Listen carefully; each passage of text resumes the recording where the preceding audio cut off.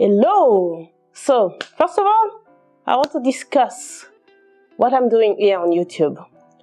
Purpose of this channel. I've been uploading a few videos without really introducing myself, so I think it was time to do so. So, I'm Marlene. I live in London.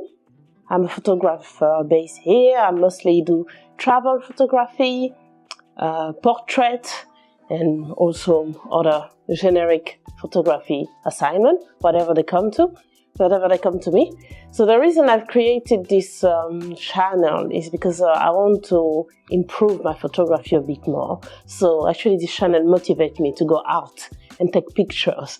I want to improve my street photography.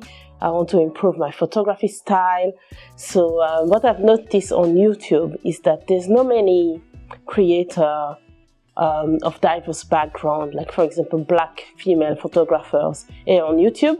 In the UK there's plenty of them. I'm part of a black female photographer community, but I don't see them on YouTube, so I want to change that and inspire more black creatives to come on YouTube and show what they can do about it. So when you don't find something on YouTube, do it yourself. I've been very busy with my other channel, which is a travel channel, but I want to separate my travel photography for more travel tips and tricks. So if you're interested in travels, go to the other channel, but this one was purely we focus on photography, on my creativities, and also easier for me to create here because it's not like this pressure of all these YouTube algorithms and stuff.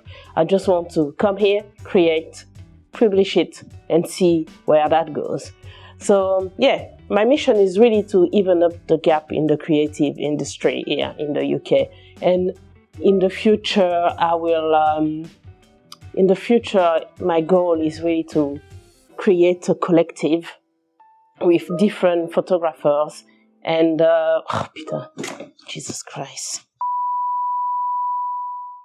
So, and in the future, my goal is really to create a collective with different photographers, so we can all work together. I have some legal background, so I can help with the contract. And it's really about providing a service that if anything goes wrong, I'm able to provide it. So this is the goal of this channel, and this is why I'm planning to grow it exponentially. So if you are interested to see this kind of content, please subscribe. That will go such a long way. And the second thing I want to speak about is this Fujifilm X100 VI.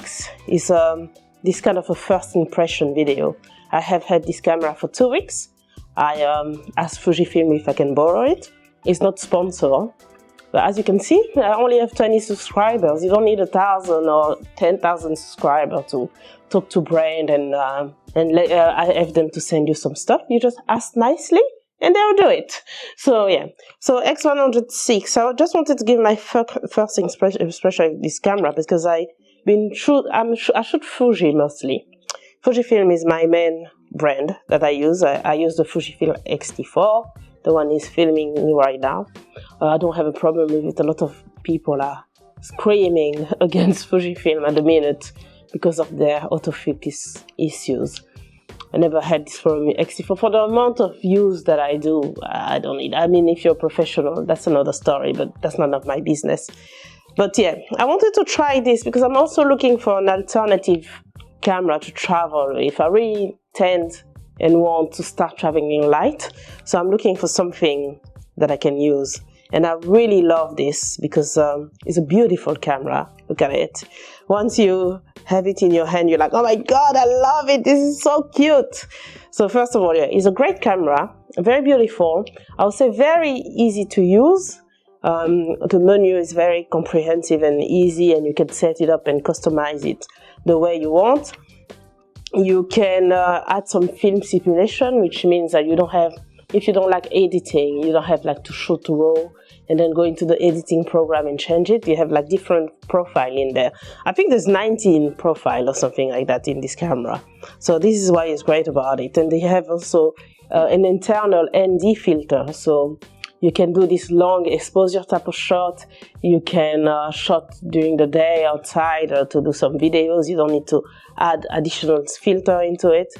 And yeah, it's a great little camera, and the viewfinder is amazing. You have you can switch between optical and electronic. Optical is great because when you, for example, you are at a friend party, it's dark, it's in a dark room, you're using the flash.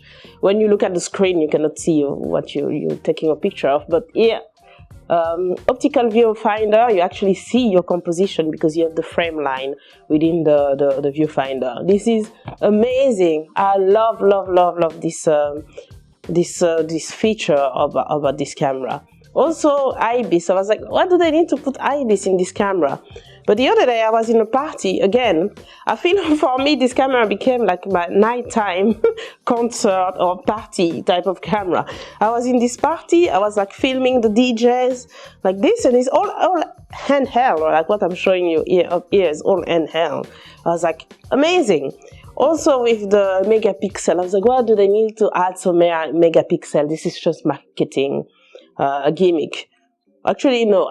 When in this camera is 35mm equivalent, but you can digitally zoom to 50 or 70. And I think before, I never tried really maybe I tried it once, the X100 VI. When you were zooming in digitally, it was not that great. Like you were losing a lot of quality and a lot of megapixels. And I think here you can go up to 70 and your footage would still look alright. But most people probably don't even think that you can do that. So yeah, I think this is why the megapixel is for. But if you have an interchangeable lens camera such as the X-T4 or X-T5, like 26 megapixel is more than enough for the reason you're gonna use this camera. It's like you don't need 40 megapixel. So that's what I was saying. And the film simulation, I was playing with Reala Ace. I really liked it. And there's a few things that I actually don't like about this camera, because it's good to praise it and everything. What I don't like about it is actually the ergonomics. If you use this camera bare like this and you don't add a thumb grip or like another cage here to hold it, you can't really shoot with it all day. I don't think so. Like it's really painful, like my hands.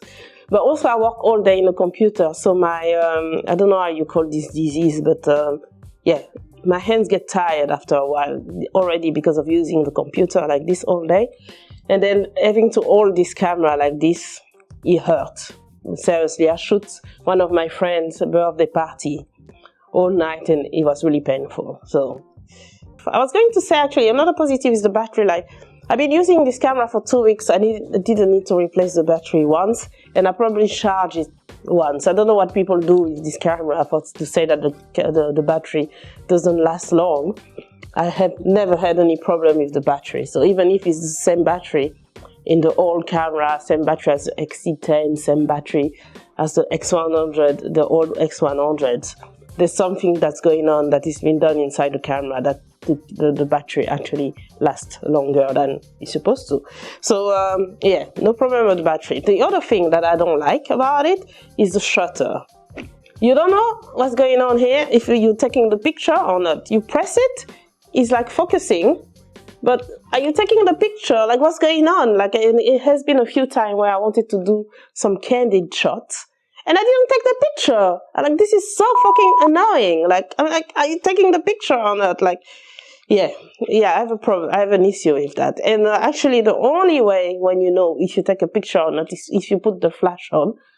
Then you can like be like that, but this is not the point. I want to do street photography. I don't want to be putting the flash on to know if I've taken the picture or not. So that really annoys me. This is why, actually, I prefer film photography. I've been using the Olympus XA for a while now. This is my summer camera. I love it. You see, all tactile. You open, you close, you click here to take the picture, you rewind the film here. Like it's all, you know, you can hear everything. The click, the rewind, took the picture. It's just, yeah. This is what I don't like about this camera. Another thing I don't like is of course, the focal length. 35mm in digital is not mine. It's a personal choice. It's not a criticism against the camera, but when I shoot street, I want to be on 28 or on 50. And I know you can digitally zoom at 50 here, but that's not the point. You want to use the lens to its full capability. So yeah, but 35 is good for travel. It's good because with 35 you shoot more scenes, the environment, you can do environmental portrait and things like that. So for my purpose and why do I want to use this camera, well, unfortunately, it's not the camera for me, because at the beginning I was like, oh my god, I really want to buy this camera. When I'm traveling to Japan later in the year, I'm going to try to get one there, but no, I think I will save my money and invest maybe in the rangefinder, another rangefinder film camera, because yeah, as I said, this one is a 35mm, but it's film, and so the process is different than with digital. Just this is the way I think. The way you compose in film is not the same as you do in digital, because you're a bit more aware of what you want to shoot, and you because you don't want to waste money, of course. So, but with digital, you're just like shooting as much as you can, and I think for me, unfortunately, it's not enjoyable. But I recommend this camera if you are a hobbyist photographer and you don't plan to get paid for your pictures. This is a great camera to go out with your friends, to travel, and it is super light. I spent like I had it around my neck for like a whole weekend when I went to Amsterdam. It didn't bother me at all. The camera is light. Yeah, that's great for that. For yeah, as an everyday camera to have fun and everything. And 35mm is like the focal length to start with for most beginners. But yeah, that was my first impression of the camera. I unfortunately won't be getting one. Well, fortunately for my wallet, but I'm still gonna look for other camera to be testing and using. But this is an amazing, amazing, amazing product, and I understand why it's sold out, because it's great. So yeah, that's what I want to say. I totally recommend it. Don't listen to my word, you know. But yeah, at least you have an honest opinion of someone who's actually a real user of it and is not getting paid to say anything about the camera. So and I love Fujifilm as a brand. It's a great brand. They are a bit more open to diversity, and yeah, so I totally recommend using this brand and finding the camera that is most suitable for you. So instead of keeping on talking, maybe I'll go out on the field and do some street photography with the camera, even if I try it for a bit, but I want to use it a bit more before I have to return it to Fuji and enjoy the experience. But yeah, that was just like this, a quick introduction of this channel and my first impression of the X100 VI. So if you have anything to add, just put something in the comment. If you want to buy this camera, or what do you like to see in this channel. I also shoot film, as I said before, so you also have some film photography content on the channel that is coming up. But if you want to see more of my travel photography content, the video will be here.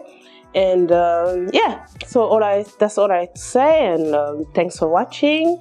And I hope you subscribe to the channel so you can enjoy more video that has to come, and you can support this support diversity gap to support to even up the gap in the creative industry in the UK. And yeah, that's it. So thanks for watching, and live inspired. Now I'm gonna go off and take some pictures. That will be the next video. Bye.